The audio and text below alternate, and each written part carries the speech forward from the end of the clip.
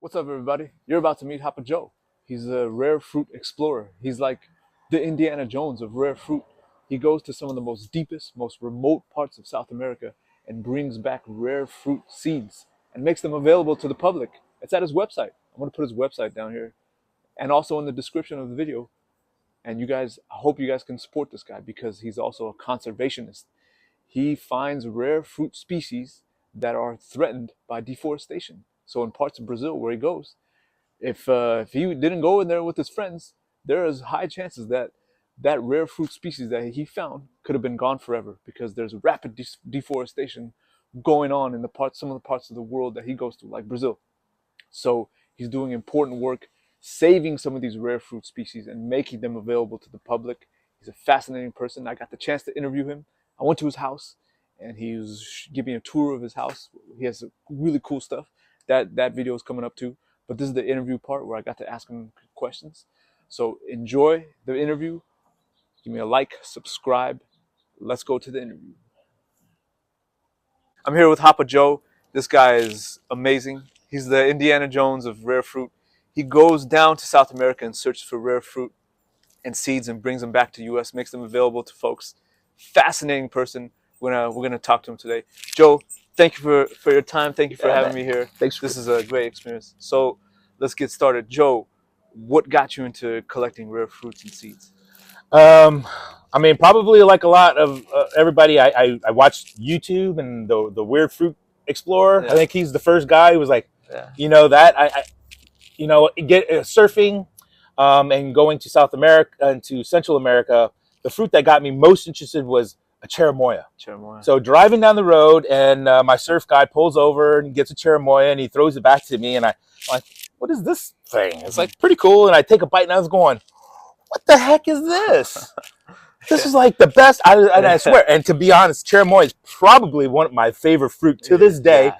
A ripe cherimoya, I think a ripe Annona is unbeatable as far as just flavor and to me. So in Atamoy, cherimoya, Duguetia, sugar apple, I put them all the same. Alama, all very similar. If it's ripe, I can't tell you the best one. But that cherimoya, and I was like, I don't know. So then I was like, I got to try to grow this.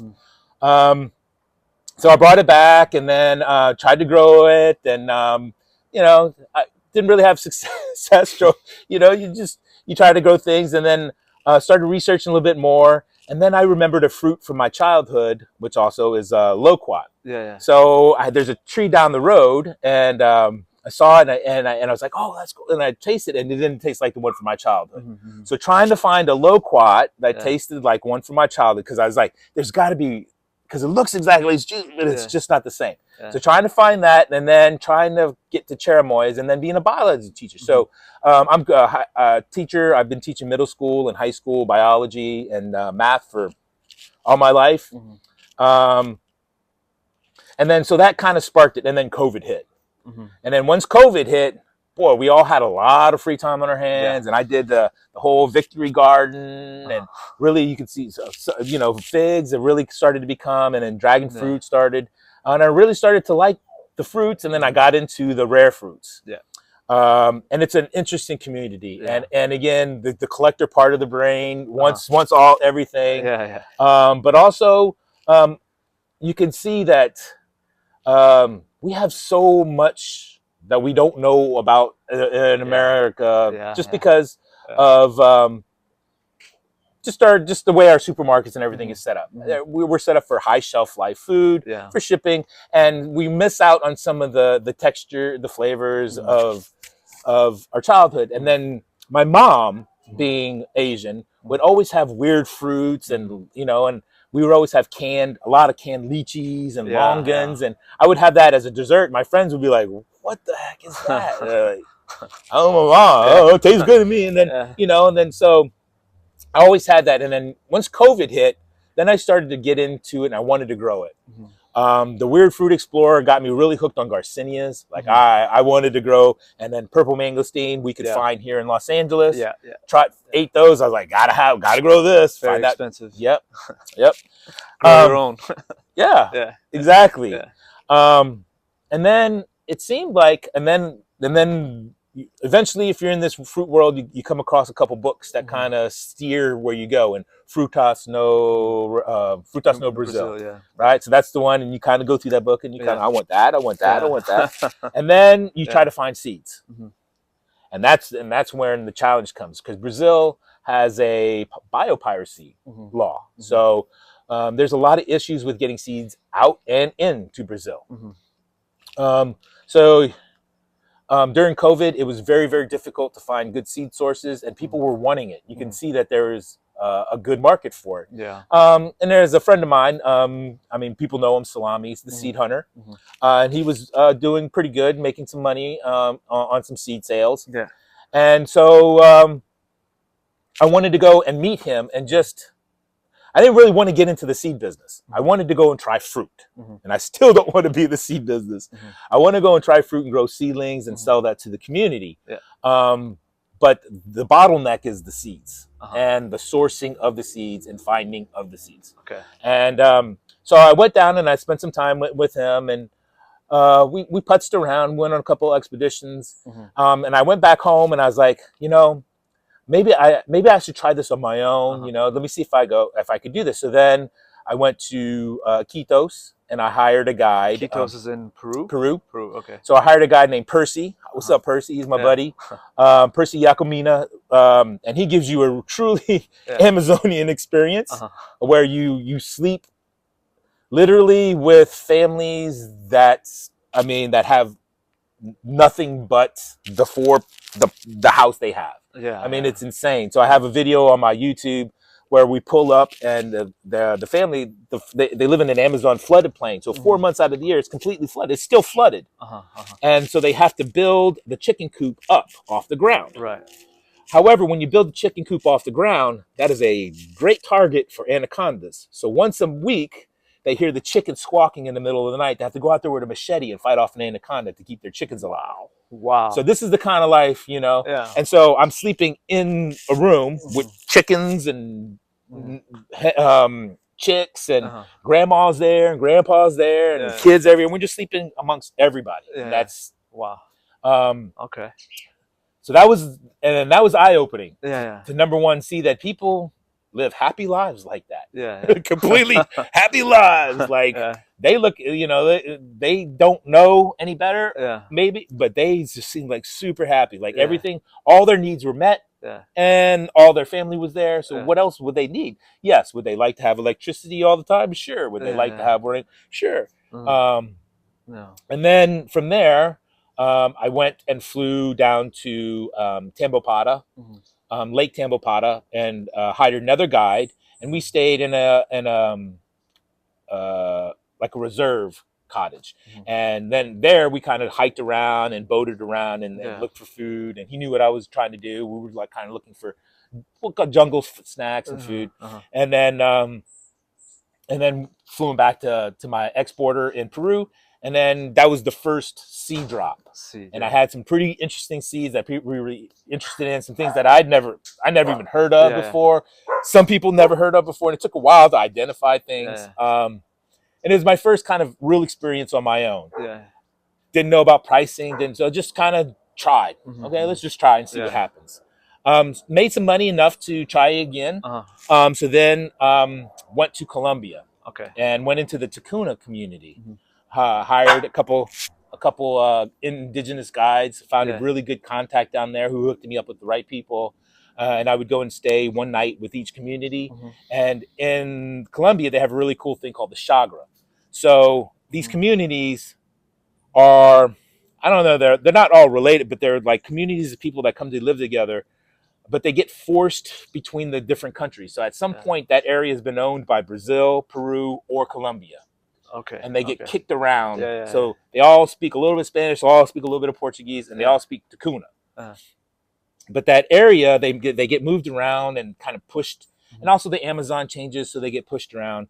So, but they live in these communities, and then they build these chagras where they place all the yucca roots and all of this stuff, and then everybody can go and chip in, but they also can go and get food at any time. So it's like this, I don't know, like a supermarket for the jungle. and they have lots of fruit and lots Yeah. of things. So they would show me around there and Okay. what they collect, and they would eat, and we Uh-huh. would hike into the forest. Yeah. And even them, they would be like, "Why are you collecting these jungle fruits?" Mm-hmm. And he goes, "We don't need these anymore. We have oranges, and Ah. we have this Okay. and this." Interesting. And Interesting. I was going, "There's people want this." Yeah. Yeah. And he goes, "Really?" I go, "Yes, there's value. There's value in Yeah. this." And so I show you. I'm gonna take these seeds. I'm gonna make some money. I'm gonna come back, and I'm going back in 2 weeks. So I'm going back to Duguetia. I'm taking my friend Nate from Wildland Plants. He's gonna be coming down with me, and then a guy who is my partner in Brazil, Bruno Lima. He's gonna be coming, and then Diego Teixeira, who's Verde Center. Okay. Big Brazilian rare fruit guy. Okay. Like Okay. probably one of the more famous ones. There's a couple of them. He's one of the big ones. Yeah. Yeah. And he's coming with. So this will be a great little expedition. Nice. But in Brazil, they all take care of me, Uh-huh. and in this one, I get to take care of these guys because these are my contacts. Uh-huh. So this is going to be a great one. And I'm also bringing things for the Tacuna. They don't know what jackfruit is. They don't know what adramoyas are. They don't know what any of these fruits are. Yeah. So to bring them something maybe also that could help their community, because jackfruit is just it's a great staple for. Yeah, it could be something a good staple for people. Yeah, it has a lot of uses. You could eat the seeds, the fruit, and everything. Yeah. Yeah, very cool. What on these expeditions that you go on, what is there anything in particular you're looking for? Or you just keep an open mind and you just let the people just guide you in a certain way. I did. I mean, it was a long time ago. I figured out that there's no way I'm just going to go in and just eat fruit and be. So I decided that I want to know the local people. I want to know the indigenous people. So when I go to Brazil, I go stay with. So when I go to the Cerrado, I stay with. His name is Juan Schuma. I go stay with him. I stay with him for a week. And what do you eat? What do you get? Okay, let's go explore. And he's into now rare fruits. Nice. And then I went to Maranhão and stayed with Bruno and stayed with his family. And then we went expedition around. And then Bruno was like, "Well, what is?" And so we took him with us, and now he works with me. Nice. And then so I go and I go, "What do you eat?" Yeah. You know, for me, what I'm looking for is Annona and Duguetia, because that's the thing that really draws me in. Duguetia for me is the holy grail of Annonas. I think it's the coolest fruit. Yeah. When I found Duguetia stenantha in Colombia, so I've been looking and looking and looking for this fruit, Duguetia, Duguetia, taste any Duguetia. And when I found stenantha, I was like, please taste good, right? And when you bite it, and it tastes like sweet pralines and it's just there's no weird flavor. It's sweet and kind of nutty and just and a really custardy texture and no weird. And I was like, oh. And then the second part of that is, even though that I've tasted it, now people have to believe my taste palate. Right. And then you also have to now convince people that you can grow this thing, because Duguetia is one that if you have gone down this path, you have spent a lot of money on Duguetia seeds to not get a lot of results. I'm sure there's a lot of people going, yep. Yeah. And so I do have to say, and this is my only plug, is that these fresh Duguetia seeds seem to give you a better germination rate. And so I've had very successful germination rates. And you got to take a look at inside and you got to see some of the seedlings that I have ready for spring to kind of introduce to the market. But great. Nice. So you talked about Duguetia a little bit. A lot of people don't know about what a Duguetia is. You want to fill us in, give us a little bit more detail. You talked about what the flavor is like, but talk about the first time you tried a Duguetia. Tell us more about what a Duguetia is, and like how it changed your views on rare fruit and things. So Duguetia, it's part of the Annona family, and being a big lover of cherimoyas and adamoyas and sugar apples, eventually, if you look in there, if you go into that family, you start to see some of the weirder ones. And if you're a collector, you come across Duguetia, and then you just wonder. And nobody's been able to grow it here. Joe Hewitt up in Hawaii has been successful because of his climate and his growing. He's an excellent grower. There's a Florida grower who has one or some, but for the most part, nobody's been able to germinate or grow them. So they were tagged as very difficult to grow, almost impossible to germinate. Okay. And so I went looking to try to find Duguetia because I was a collector and I was buying every source I could get seeds from. And I was wasting a lot of money, but I was starting to get some success with salami seeds. I was getting some germination and some things that were growing. So I was like, okay, I gotta go try. I gotta see if these things are real. Yeah. So I flew down, and once I tried Stenantha, that was the game changer for me. So I knew.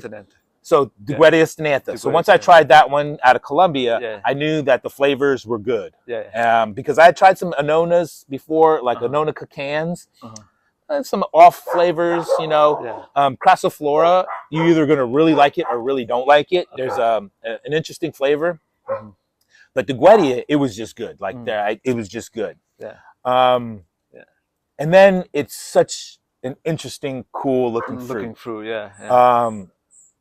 And then nobody's able to grow it. The mystique behind it.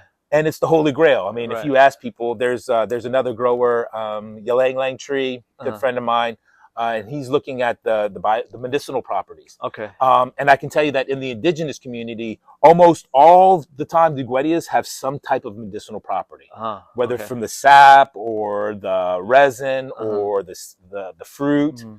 There's always something to do with it. Nice. So this last expedition, when we went to Maranhão, the whole goal was for me to find. I wanted to find Duguetia margraviana. So I went to the Cerrado in November, stayed with Arthur, and found some fruits. And looking around, and I going, and he knows I was in. Hey, my friend just found Duguetia margraviana in Maranhão. I was like, okay, set it up. We got to go. Let's go. I have to get this fruit. I got to try it. So that's how the last expedition started. And it really happened like within 2 weeks. So it was like, okay, let's go. There's Duguetia margraviana. We know where it's at. He says there's fruit here. We got to go now. And where were you in before? So we were in the Cerrado. Oh, so you were already in Brazil. I was in Brazil, and then he found it. So when I flew back, then we just immediately started getting back to work for the next expedition for me to come. And I went back like within 2.5 weeks. And that's when I went and met Bruno. And Bruno was the guy who was a source. But we went and drove, and we stayed with him for 2 days, and we explored with him, and we became friends. And he lives in Maranhão? And he lives in Maranhão. And then so Diego flew up, and Arthur flew up, and we all met there. And it's funny because those 3 guys all have been talked to each other through Facebook, have never met. So to watch them all meet for the first time was like so cool too. That's cool. So to bring Brazilians, a lot of knowledge, right? A lot of fruit knowledge. Oh my God, the fruit knowledge there. I mean, like it was just like I don't know what, and somebody would know. Good somebody, and Bruno has magic eyes. I mean, we would just be driving down the road and he'd be like, "Stop!" You know, and it was, "Oh, all right, stop and pull over," and I'll come back with just something cool, you know. Is that kind of how it went with your expeditions? You're driving down the road, your guide stops.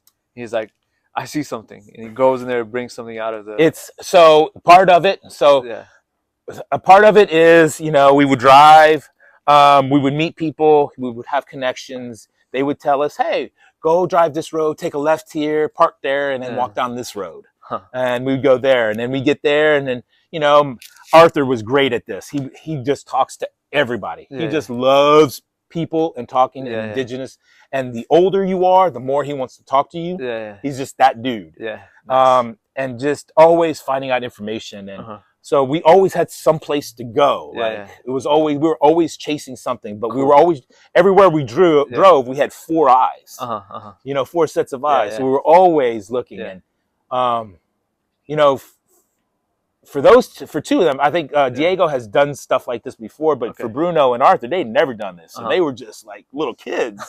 And it was so much fun. And so we're going to be doing that again in 2 weeks. I'm going back to Brazil. Nope, Colombia. Colombia, that's right. To Cuna. So I'm going to repay some promises that I made to those guys for taking good care of me.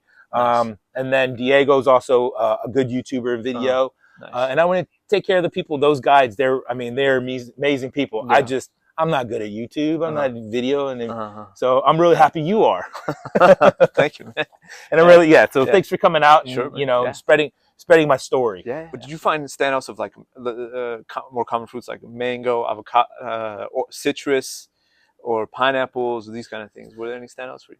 So Would you wouldn't even pay attention to those? Don't even pay attention. Oh, okay. Because we in America we have the best of those. Okay. So all of those, to be honest, all the Brazilians would art citrus cuts. Oh. So we have done we've gotten all the best of the citrus cuts. Yeah. Same with bananas. They're not doing anything down there. They want what we have. Oh, okay. Because we have not perfected, but we have gotten really good citrus here. So down there, the citrus that they get, the wild grown citrus, is not great, but it's everywhere. Okay.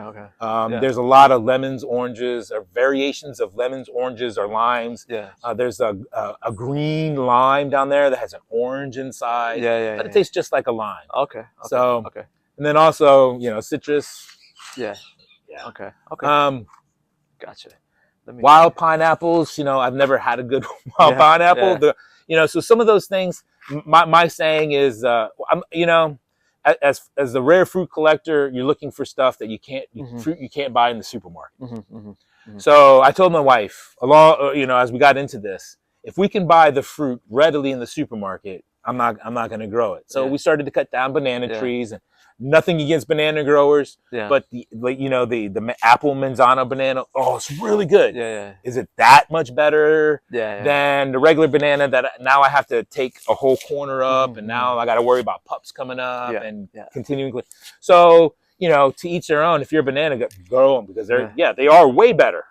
But that's not my favorite fruit. Okay. So I'm concentrating on my favorite fruits, which are going to be the Annonas, the soap berries, so lychees, longans are one of my favorite fruits.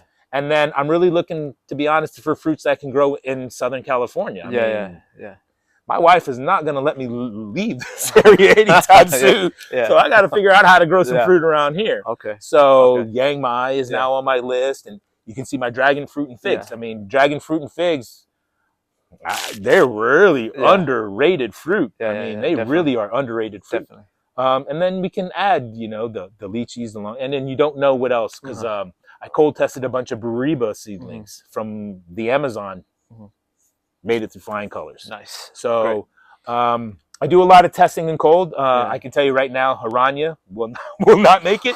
They're dead. They're all dead. Okay. They didn't 40 degrees and they just said nope. Okay. Too cold. That won't make it.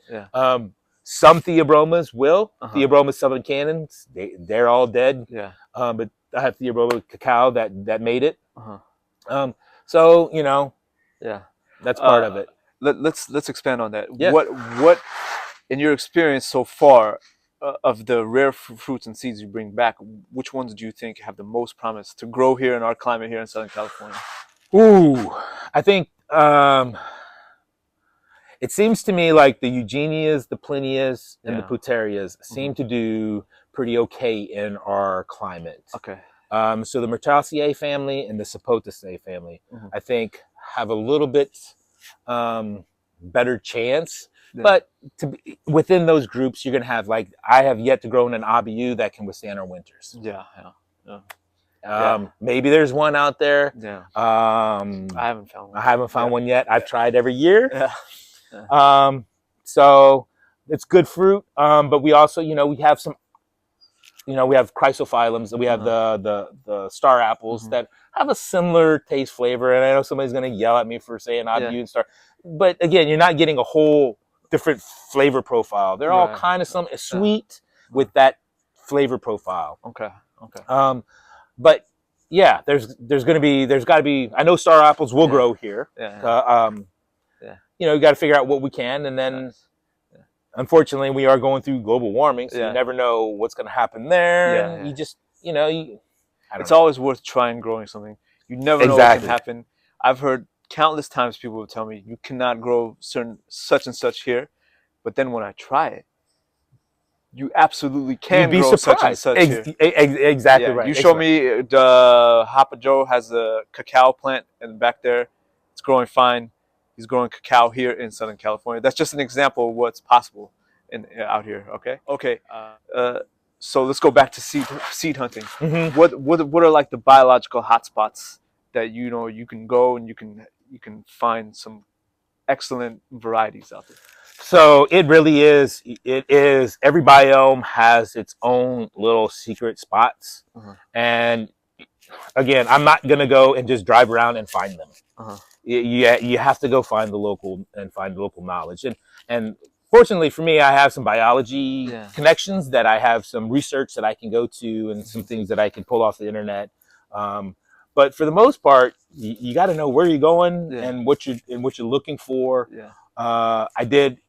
There are some things that, as you get more experience, you get better at looking for. Just like anything, the more you practice, the better you get at it. So the more I go out and experience, the more I learn, the more I ask, the better that I can pick out. I'm sure I passed up many a good species and just had no idea, right? Especially early on, for sure. And especially when I'm not from that area, like everything is completely new to me. Every tree is brand new to me in Brazil. Every tree is new to me in the Amazon. So it takes a couple of days for you to even to get used to the ones that you see all the time. And then it starts to decipher.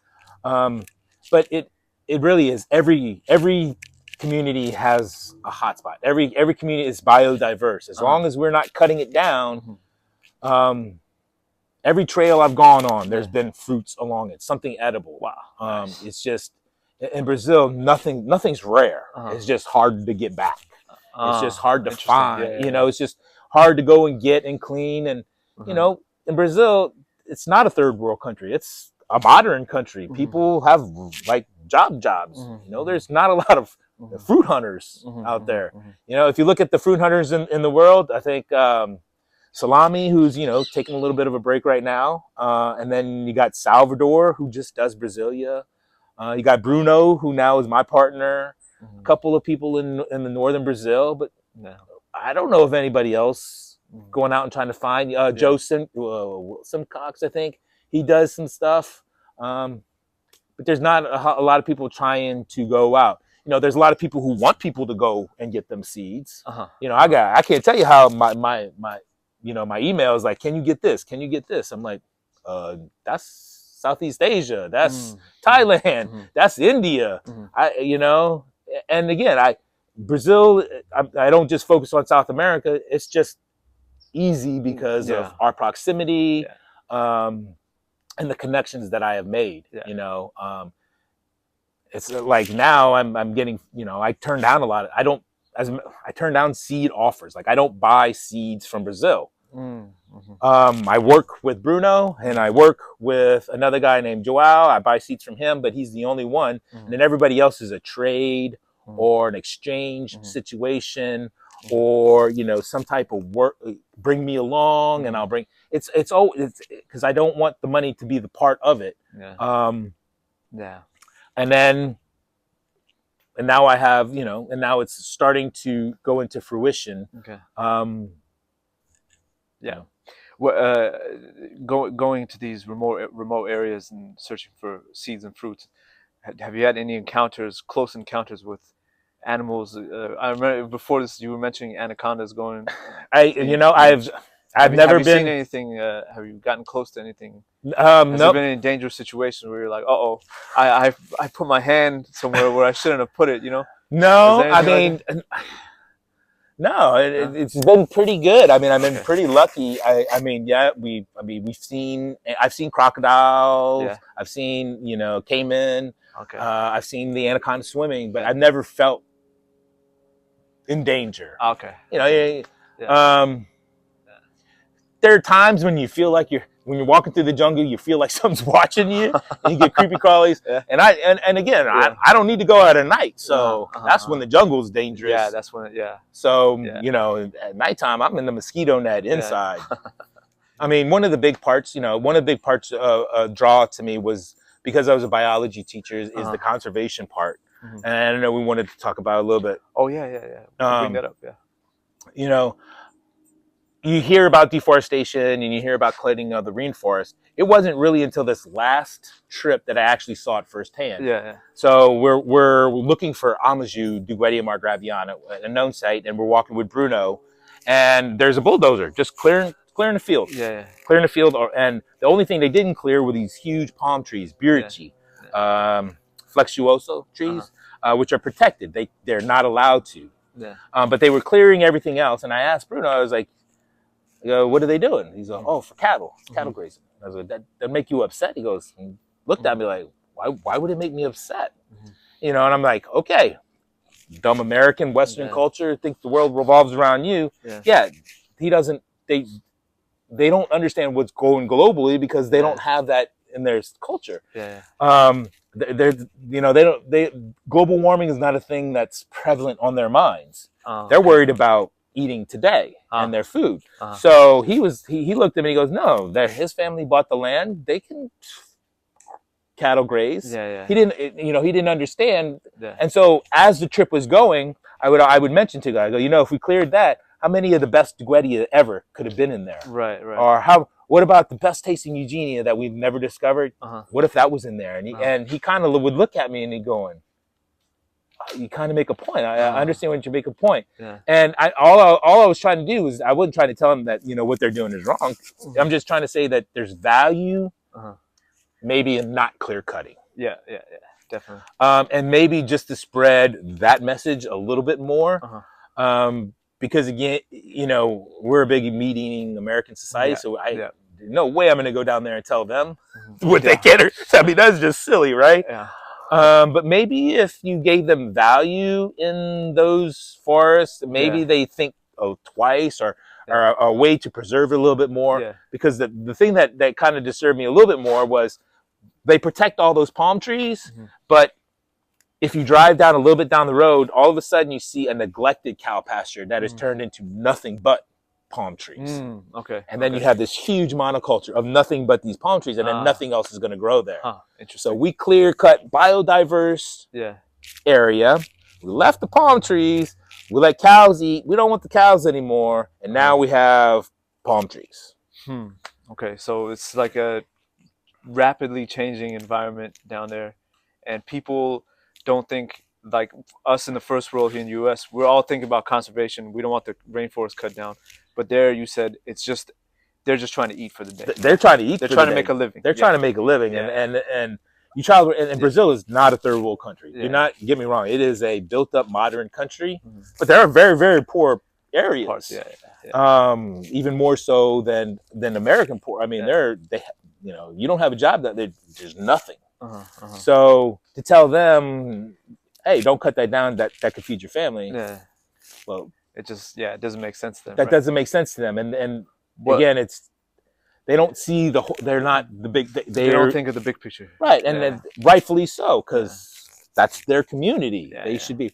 And we've done clear cut our entire country. So why can't they do theirs? And it's a whole thing that we just need to kind of take a step back and maybe put some more value into to that thinking. Okay. What do you think it would take to get them to change a little bit their way of thinking and think more about preservation and the big picture? You got to find a way for them to make money that doesn't involve clear cutting. That's it. I mean, the world revolves around money. So find a way to value the land, the property, but also, there's a reason why citrus is its shelf life is phenomenal. I mean, my citrus tree here, the fruit can stay on all winter long. When I'm ready. So there's a reason why citrus is so prolific. But we also lose a lot if we just have citrus. And I think you're starting to see, even in the supermarkets now, 10 years ago, we were 3 apples, red, green, and then kind of a red-green one, Now there's cosmic and super sugar bee, and people want different. And I think in the fruit community, it's only just starting. Definitely. I think the interest in rare fruits and growing these things is, like you said, just starting. I feel like we've just scraped the surface. And again, if we don't have any Duguetia, I mean, literally, like, how are we now? Like today, like, I'm not the first one who's come across Duguetia. I'm not the first one who's tried to grow. But to think that today I'm one of the few that have actually tried Duguetia in America, like as an American, like that's actually eating the fruit. Yeah. That's kind of a weird thought, you know, just like that's not. Yeah. I don't know. Yeah. Interesting. But hopefully to bring that, and and then the other thing is the houseplant market is so huge. Oh, you can't eat nothing off a houseplant. Yep. That's what I tell a lot. You know, and for Duguetia, they're all bushes. Stenantha is a tree. It's a big tree. Lancia, no, it's another one that's a big tree. But Margraviana, Furfrasia, they're all bushes. Do these ripen on the tree, or ripen on the tree? Or once you pick them, do they continue to ripen? I've tried it with Furfrasia and Margraviana, and they don't ripen off the tree. Okay. So that may be. It also they may have been needed to be a little more ripe before I pulled them off. Again, it's so new. I don't think nobody really knows. No, it's too much. Even people who have them don't really know, because it's not. I've never ever gone to a market and found a Duguetia fruit. Neither have I. Yeah. So not even when I was in Brazil, I didn't see it. Right. I see Bariba. I mean, all these other fruits. You kind of see some weird things in the market. I've never seen a Duguetia ever. It makes you wonder what's really deep in the Amazon rainforest. There's probably fruits that we've never heard of, or even tried, or I guarantee very few people know about. I guarantee. What do you think? You've been there. We've tried. There's a fruit that I'm growing now. I have no idea. I've sent it to everybody. I have no idea what it is. I like zero idea. I know it tastes really good. It's really sweet. Where'd you find it? It's in Colombia along the forest camp. We found, it's like a proteum kind of, and it breaks into 3, and it's a very creamy, around a small seed. And we found 2, and we ate them, and we're like, oh my God. And we looked everywhere, shells everywhere. Couldn't find another single one. We found 2. And this fruit doesn't have a name. Can't find it. I looked in field guides. I've sent it to every person who knows rare fruits. Sending pictures. I have no idea. Everybody guessed, and I look, and I was like, no, that's not it. That is pretty fascinating. So I just call it the banana cream, the yummy banana cream plant, and hopefully when it gets bigger, we can figure it out. Whatever it is, it's really good. I just don't know what it is. So, do you brought the seeds back? I have 2 seeds, and one seed rotted and one seed grown. So if it needs, you have the plant. I have a plant.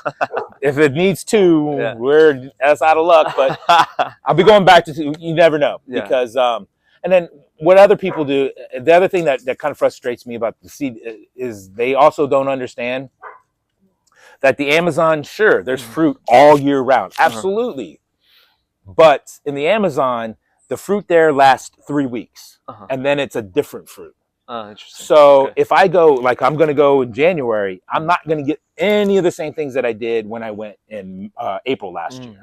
And that's why I'm going in January. They told me, please come back in January. Fruits are much better. We have a lot more biodiverse. It's the start of the rainy season. Oh, that's interesting. And so that makes sense to me. The start is when you want the fruit to ripen. You want but what happens is so abihu will be around for 3 weeks, and then it's gone. There's no more abihu, and then it's something else. And then it's spondias for 3 weeks, and then that's it. And then it's mountain apples, and then there's nothing that fruits all year round. So like I can't just, like, people say, oh, you're going down, give me some chupa chupa. No, that's summer. Or give me no, that's November. Are you going to go down? No, I'm not going to go down that time. It's just fruit when they fruits. And so when people, if you don't buy the seeds now, I germinate them, but that's it.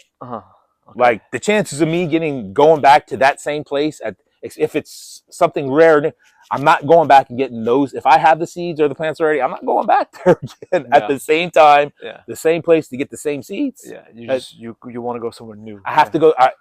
Because or a different time of year. Or a different time of year. And so, I want to supply people with plants and seeds, but I also got trying to make a little bit of a business out of it because of where it is. You were talking about you've tried a lot of fruits that you just spit out. A lot of fruits and a lot of seeds you try is just like, you're like, this, I can't eat this. You want to talk about that? Yeah, I mean, there's a lot of, so there's a lot of fruit in the. I mean, there's just a lot of fruit all over the place in the jungle. Yeah. So none of these, and Eugenias are one of the ones that they're everywhere. Yeah. There's a bazillion types Yeah. of Eugenias everywhere. Every trip I go on, I find 10 different Eugenias. Yeah. Most of the time, though, they're either tannic, their mouth drying effect that's too much, Yeah. or it smells like gasoline really bad, Oh, yeah. or there's just zero flesh, Okay. or there's just some no taste, Uh-huh. completely bland. Mhm. But there's not a lot of what we call jungle snacks that are really tasty, Yeah. right? And so when you find those really are rare, like diamonds. Like, Yeah. you know, if I find one really good Eugenia, I'll throw back 9 for every one Eugenia that I'll try to save. Yeah. And some places are better. Like Myrtaceae, we found actually a couple of Eugenias. Myrtaceae is actually pretty good. Yeah. We found an SP that I don't know what it is. And we found Tinctoria, which is really, really, really, really good. Tinctoria. Tinctoria. Okay. And then, so the story behind that one, you want to hear the story about that one. Yeah. So we were in Myrtaceae, and to the Brazilians, there's this dunes called lençóis. Oh, lençóis. Yeah. And it's this dunes with this, and they all wanted to go. And I was like, okay, you know, we worked hard, you know, we're all tired. We got mosquito bites everywhere. And I'm like, all right. So we decided to just be tourists the last day, and we booked a tour, and we got on this tour with this American family. And from Baranheiras, or from the town where we booked the tour, it's about an hour and a half in a Jeep going 4x4 with him flooring it the entire time because the sand, you're like driving in sand, like beach, fluffy sand. And so we're just cruising down this thing, and all of a sudden you hear Arthur tell the guy, stop. Yeah. And he looks back and he goes, what was this? I thought we blew a tire. Yeah. So Arthur jumps out and he starts grabbing fruit. And the guy was like mad. He's like, what are you doing? And then we're telling him, oh, you know, this is a rare fruit. Yeah. And so we had to get the Americans involved with us. And they were like, oh, it's fine. Don't worry about it. You know, we're having fun. And they're trying it. And then so we gave it to the family, and they thought it was jaboticaba.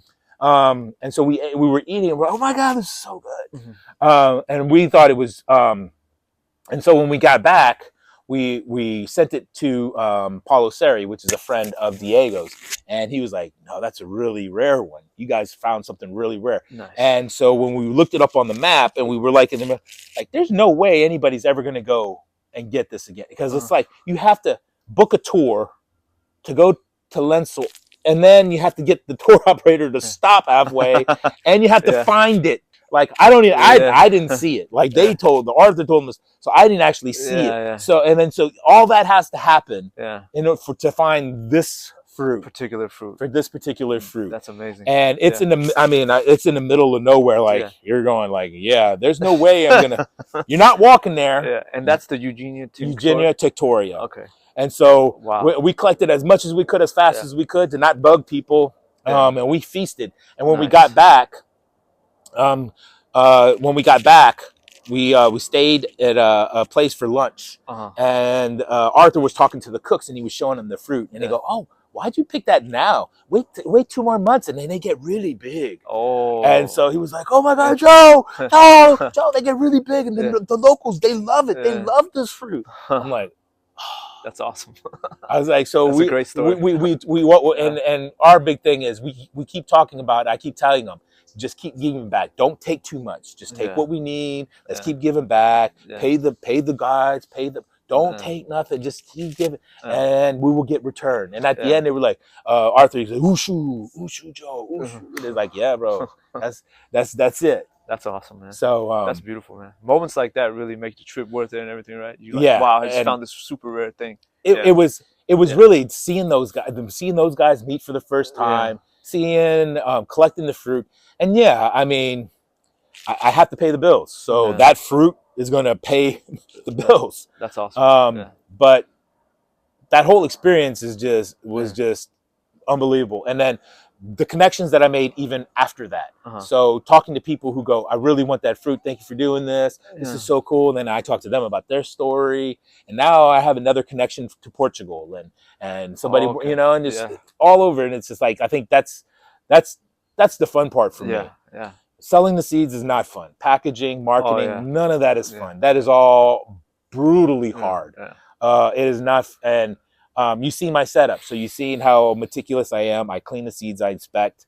And when I get orders, they all, it's a lot of management of. It's a lot of responding to emails, getting back and forth, Yeah. replying. There's a lot of that. Yeah. And seeds, the hard part about seeds is I can't guarantee viability unless I kill the seed. So I can guarantee viability if I cut it open and I show you. But once I do that, it's a dead seed.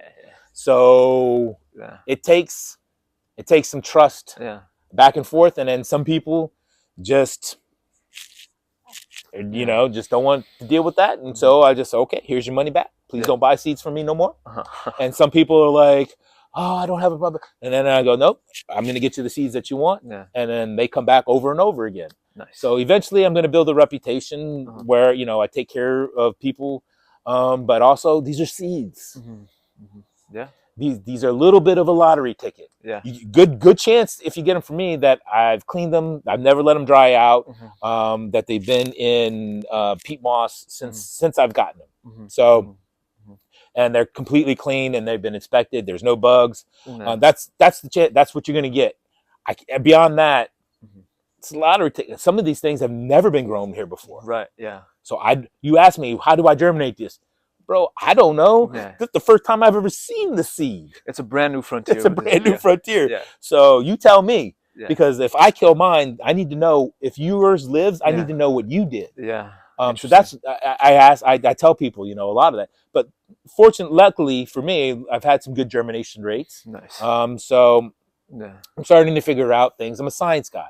So if it didn't work, I'm trying to figure out why and do it better. Okay. And every new seed drop is a little bit different process, a little bit better. Okay. The seed germination seemed to get a little bit better each time. Nice. So now I'm getting to the point where I'm starting to be more confident in sending my seeds off.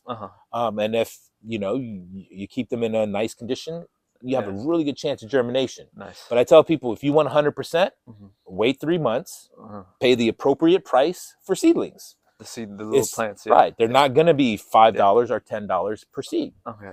Yeah. I took all the risk. Yeah. I took all the germination. And again, no seed is 100%. I've never had 100% germination on any seed. Yeah.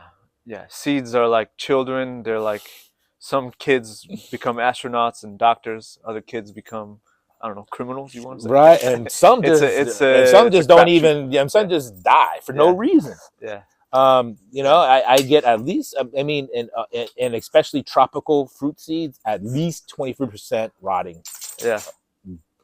That's every single time. Okay. And so when you order seed from me, I open the container and I go through and I pick out 1, 2, 3, 4, 5.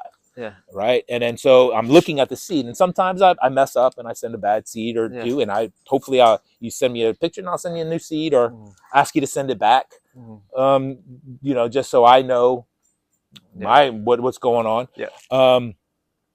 But very cool. Lately I've been getting a lot of reorders, and not a lot of the last couple of seed drops have been really good. I haven't had a lot of issues. The early ones, I think I made some mistakes, and I think I've had to pay some hard. But again, well, it's a process. You keep getting better at what you're doing. You learn new things as you go along the way. You're constantly making things better, developing seeds in that way. So yeah, and it seems like you can only evolve and get better. Yeah, seems to be the direction. Well, very cool. Yeah. Joe, thank you for your time. That was a great interview. I learned a lot. That was awesome. Yeah, guys, Hapa Joe. I'm gonna put the name of his website down below in the video. Check out his website. He has tons of rare fruits and seedlings that you can only find with Hapa Joe. It's fascinating stuff. And like I said earlier, we've just starting to scratch the surface. Joe's someone who's out there with a pick, scratching, blasting away at that surface, trying to find the rarest, the most coolest plants. He's got the stuff. All right, folks, thank you for watching. As always, like and subscribe. Thank you. For sure. Good stuff. Thanks, Joe.